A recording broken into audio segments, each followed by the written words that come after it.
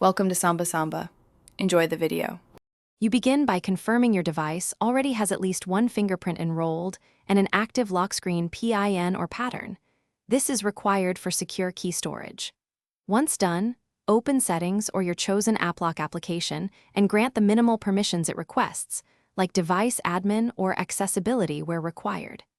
You do this because app locking ties to system authentication.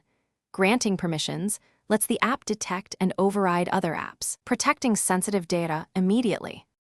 You now pick apps to lock, starting with high-risk apps such as banking, email, and gallery. This reduces attack surface. Next, set unlock behavior, immediate for highest security, short delay for convenience, or background unlock for usability. Make sure to balance safety and friction. Then configure fallback so you always have a PIN or password in case the sensor fails. You do these steps to ensure consistent access while keeping the strongest possible protection for your data.